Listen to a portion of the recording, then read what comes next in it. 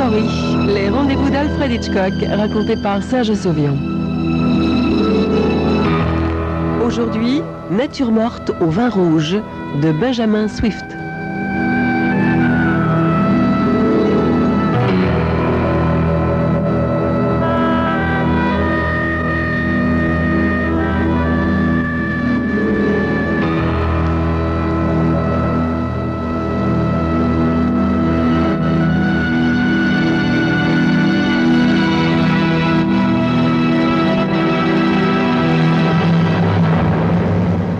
Je déteste le manque de ponctualité. Surtout lorsque je suis en retard et, comble du comble, à un dîner que j'ai organisé chez moi. Remarquez, j'ai une excuse. En effet, j'ai accepté d'expliquer à des journalistes comment je suis devenu président d'une importante société d'investissement à l'âge de 31 ans. Sonia Regent et Andy Kinder, mes invités, sont suffisamment proches de moi pour pardonner ce soupçon de vanité auquel j'ai cédé. Et puis, mon Dieu, un peu de publicité n'est pas rédhibitoire dans ma profession, n'est-ce pas? N'empêche, en prenant l'ascenseur, je ne peux que me reprocher ce quart d'heure de retard, car le dîner de ce soir est bien plus qu'une réunion amicale. Il s'agit d'une conférence au sommet de la société très particulière que Sonia, Andy et moi avons fondée il y a quelques années déjà.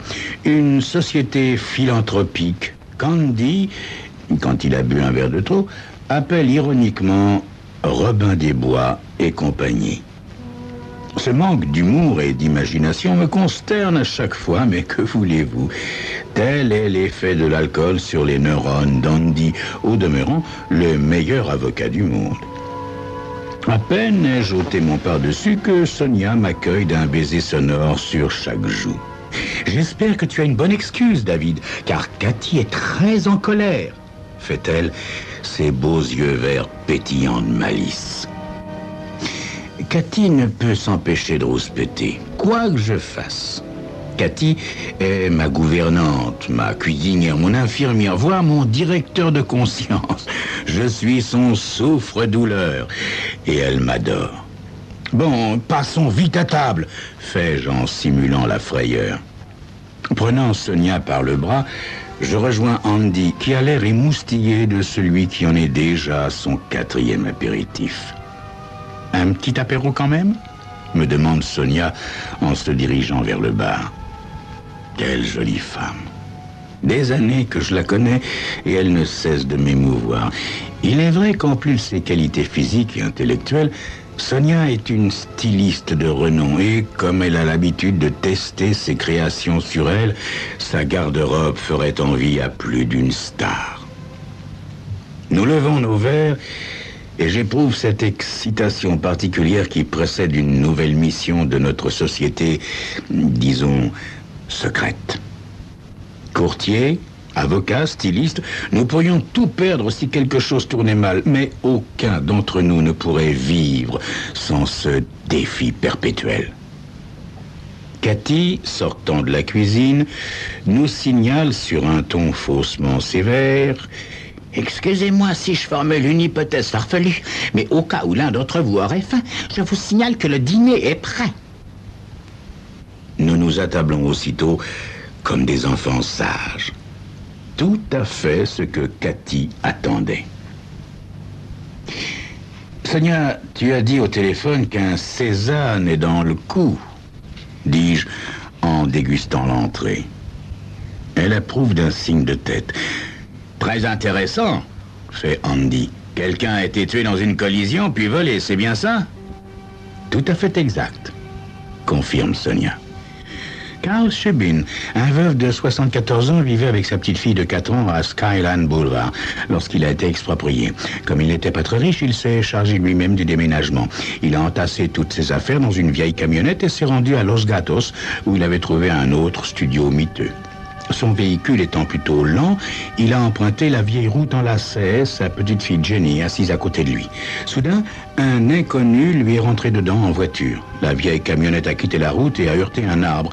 Carl a été tué sur le coup et Jenny, éjectée par le choc, était inconsciente sur le sol, dans l'obscurité. Nos enquêteurs ont découvert que le chauffeur a volé le portefeuille de Carl et toutes les affaires qui lui plaisaient dans la camionnette. Sans s'occuper de la petite? Exactement, David. C'est par miracle qu'un automobiliste l'a découverte peu après. Je suppose que tu sais qui est cette ordure de chauffeur? Oui, quand nos agents ont lu le fait divers dans le journal, ils se sont mis au travail. Ça n'était pas très difficile, en fait. Il suffisait d'enquêter dans les bars du coin. De fil en aiguille, nous sommes remontés jusqu'à lui. Il s'appelle Gary Nunes, 27 ans, vivant à Rockwood City. Et il ne peut pas être impliqué? Hélas, non. Manque de preuves. Pas grave. Et le Cézanne? J'y arrive, fait Sonia, l'air grave. Carl avait un fils, Steve, une vraie petite fripouille. Quand celui-ci a été appelé, l'armée l'a envoyé en Allemagne, où il s'était pris d'une jeune femme, Frida. Elle est enceinte quand ils reviennent aux États-Unis, le service de Steve accompli. La mère de Jenny, je suppose. Tout juste, David. La mère indigne, car à peine Jenny est venue au monde, elle disparaît dans la nature. Par dépit, Steve se saoule et esquinte quelqu'un dans un bar, au point de se retrouver en prison. La petite est remise à la garde de son grand-père. Lors d'une visite, Steve lui demande de prendre soin d'un petit tableau. Le Cézanne. Élémentaire, mon cher Watson, le Cézanne. Un butin de la dernière guerre que Steve avait trouvé chez Frida. Car, curieusement, cette fripouille s'y entend en peinture. À tel point qu'il a recouvert le tableau d'une vague reproduction en attendant de le fourguer quelque part de crainte qu'on le reconnaisse et qu'on le lui vole. Nos agents ont fait du bon travail, Sonia. Nos agents font toujours du bon travail, David. Et aujourd'hui, c'est cet infect Gary Nunes qu'il possède. En ignorant sa valeur, s'exclame Andy. Je suis persuadé que cette andouille malfaisante n'a pas pris la peine de regarder ce qui se trouve derrière la reproduction. Le problème est de savoir comment récupérer l'œuvre, la renvoyer en France et réclamer la récompense. À propos, où se trouve la petite fille? Dans un orphelinat sur la presqu'île, répond Sonia. Comme son père en a pour 20 ans et que sa mère est Dieu sait tout. Bon, dit Andy, je pense que nous pourrions placer l'argent de la récompense en dépôt d'une façon anonyme. Jenny pourra le réclamer avec les intérêts à sa majorité. À vue de nez, ça fera dans les 500 000 $. Une bonne pelote pour se lancer dans la vie, dis-je, en resservant de cet excellent Pomerol Lalande QV64. Comment allons-nous procéder pour récupérer le Cézanne? Demande Sonia en me regardant. Et quand il s'agit d'une idée un peu vicieuse, on fait toujours appel à moi. Allez donc savoir pourquoi.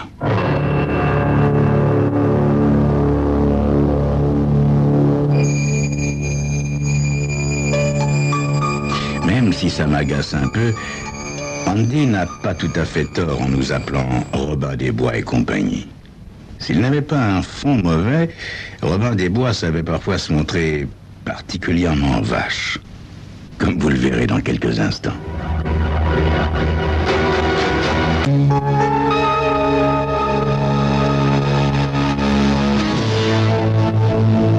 On ne devrait pas se contenter de récupérer le tableau. On devrait liquider ce choléra de Nunes, gronde Andy du tréfonds de ses 130 kilos. Ça va à l'encontre de nos principes, fais-je, mais il ne perd rien pour attendre. Me tournant vers Sonia, à part le fait d'être un voleur et un assassin, à quoi ressemble-t-il? Je veux dire, de quoi vit-il? Selon nos agents, il vit de menus larcins et passe les 7 jours que le bon Dieu fait à boire chez lui en regardant des cassettes vidéo. Je savoure mon Bordeaux, repose le verre avec précaution sur la table. Ivre-mort tous les soirs, quoi. Elle acquiesce. T'as une idée? Demande Andy. À ton avis? Dis-je en leur expliquant ce que nous allons faire. La nuit suivante, portant un sweater râpé, des jeans passés et des bottes boueuses, je prends la direction de Redwood City où crèche Nunes. À mes côtés, Sonia arbore un petit sourire ravi. Pour une fois, elle a une allure qui manque de chic, en pantalon bon marché, blouse blanche et cardigan jaune sale. À l'arrière, Andy, se conformant à son gabarit, s'est déguisé en docker avec une vieille vareuse, un bonnet tricoté et des chaussures de travail. L'ambiance est bonne, quoique un peu fébrile, comme chaque fois que nous menons une action. Une demi-heure plus tard, nous nous garons à 2 pas de la masure de Gary Nunes. Bon, attendez-moi. Je vais d'abord constater l'état du gentleman. Me déplaçant avec précaution, je me dirige vers la seule fenêtre éclairée et lance discrètement un regard à l'intérieur. Affalé dans un vieux fauteuil, un type est plongé dans la contemplation d'un téléviseur. La lippe pendante, le regard vague, il semble s'accrocher des 2 mains à un verre de vin. Dans les gémissements d'un film douteux, il parvient à porter son verre à sa bouche et le renverse au prix d'un ultime effort, répandant une partie du vin sur son t-shirt. Il semble cuit à point. En effet, son menton tombe sur sa poitrine et il sombre dans une torpeur éthylique. Exactement ce que j'avais prévu. Examinant le reste de la pièce, je vois l'horrible reproduction recouvrant le Cézanne accrochée au mur. Je retourne à la voiture. « Ivre mort ?» demande Andy. « Il marine on ne peut mieux dans son jus », dis-je en allant ouvrir le coffre de la voiture. J'enfile une paire de gants de caoutchouc, sors un pot de peinture, un pinceau, un marteau enveloppé dans les chiffons, ainsi que la trousse de maquillage de Sonia. « Tu y arriveras dans l'obscurité ?»« Fort bien, t'inquiète, » sourit-elle. « Bon, mes enfants, on y va. » Ma montre indique 11h10. Tout est désert. Parfait. Nous ouvrons silencieusement la porte du garage de Nunes et poussons sa voiture dehors, de sorte que l'arrière empiète sur le trottoir. L'aile avant droite porte encore des traces de peinture de la camionnette du vieux Karl. J'enveloppe le feu rouge arrière droit, ainsi que le pare-choc avec mes chiffons et donne quelques solides coups de marteau. Le phare et le métal sont cabossés de façon plus que convaincante. Je siffle doucement. Un instant plus tard, j'entends le bruit de pas de Sonia qui se dépêche sur le trottoir. Nous pénétrons dans le garage et ouvrons silencieusement la porte qui donne sur la cuisine, où règne une forte odeur de vinasse. Dans le living, j'abaisse le volet de la fenêtre et éteins la télévision qui passe effectivement un film douteux. Nunes, toujours vautré dans son fauteuil, est en train de ronfler comme un sonneur. Pas pour longtemps, car Andy lui donne un violent coup de pied dans les chevilles et lui administre une paire de gifles. Nunes se redresse en secouant la tête. « Quoi? Qu'est-ce qu'il y a ?» Sa voix est une vraie bouillie, mais il a repris conscience. Andy se tient au-dessus de lui, immense et menaçant. « Il se passe que t'as de gros ennuis, mon pote, » dit-il, l'air mauvais. « C'est à tire, la limousine? »« Ouais, elle est dans le garage, » bredouille-t-il. « T'as tout faux, mon pote. Elle est à moitié sur le trottoir, là où tu l'as renversée. »« Hein, quoi? Trottoir? Renversé? Qui renversé? Quoi renversé? Allez, debout !» gronde Andy en le levant comme une plume. Nous l'entraînons dehors. L'air froid et la surprise lui donnent un spasme de nausée. « Hé, pas de blague, hein? Attends de voir le reste avant de tourner de l'œil. » J'allume ma lampe de poche, éclairant Sonia, étendue à moitié sous la limousine. Elle est couverte de ketchup qui ressemble si bien à du sang. Un bras replié forme un angle qui semble bizarre. Sa bouche est grande ouverte, ses yeux sont vitreux. J'éteins la lampe afin qu'elle puisse reprendre souffle. « Oh non, non !» murmure Nunes. « Si, mon pote !» gronde Andy en l'empoignant et en le traînant à nouveau dans la maison. « J'ai pas quitté la maison de la soirée. J'ai pas quitté la maison de la soirée !» crie-t-il alors qu'on le jette dans son fauteuil. « Bien sûr. Et ce qu'on vient de te montrer, c'est une illusion d'optique ?» Je prends sa bouteille de vin presque vide. « À moins que tu ne sois somnambule, hein? Tu rêvais que tu avais soif et tu es sorti en rêve pour acheter à boire. Qu'est-ce que t'en penses, Joe ?» fais-je à Andy. « Je pense qu'il faudrait appeler les flics. » Nunes est carrément épouvanté. « On peut pas faire ça, voyons. On va se gêner, tiens. » dit Andy. En vrai guap qu'il est, Nunes commence à se ressaisir. Une lueur rusée naît dans son regard raviné. Écoutez, j'ai pas grand-chose, mais on pourrait peut-être s'arranger. Nous partons, Andy et moi, d'un grand rire. Non, écoutez, je crois que j'ai un truc de valeur. Ah ouais? Et quoi? Il se redresse d'un bond et va décrocher le tableau. Ça, c'est un truc de valeur. Il y a une vraie peinture derrière la production. Regardez, dit-il en enlevant le cadre, la reproduction et en découvrant le Cézanne. Andy s'en empare sans trembler, le regarde en faisant la moue et le jette sur un vieux canapé. T'as rien d'autre? Le sang-froid d'Andy me coupe les jambes. Je m'appuie discrètement au dossier du fauteuil, subjugué par le Cézanne. Si, dit Nunes en sortant son portefeuille. Tenez. Andy compte $600. C'est pas lourd. Et ça, c'est quoi? Dit-il en montrant un diamant à l'annulaire de Nunes. Ah, c'est la bague du type, là. La bague du type à qui j'ai pris les $. Le patron du car wash d'El Camino. Tenez. Andy inspecte le bijou. Ouais. Bon, je prends ça, les $, et la croûte qui est sur le divan. Il réfléchit en se grattant le menton. Qu'est-ce que t'en penses, Dave? Me dit-il. Ah, fais-je bouleversé par le Cézanne. Et la fille? Interroge Nunes à cet instant. Quoi, t'as une copine? Demande Andy en poussant l'audace très loin. Non. La fille, enfin, je veux dire, la fille qui est sur le trottoir. Ah ouais, la môme que t'as tuée. Ouais.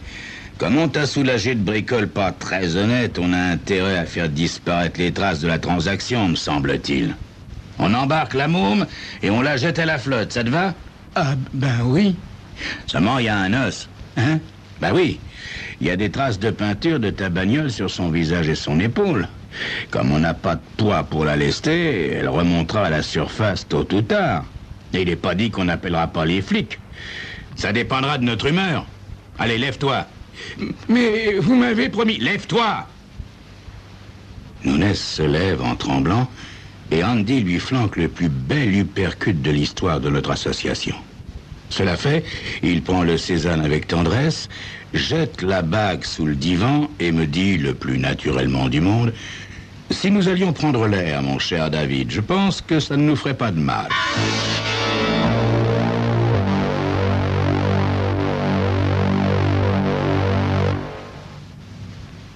Comme chaque fois que nous menons une action, j'ai donné congé à ma chère Cathy, heureusement, car elle me rendrait son tablier si elle nous voyait affublés de nos nippes.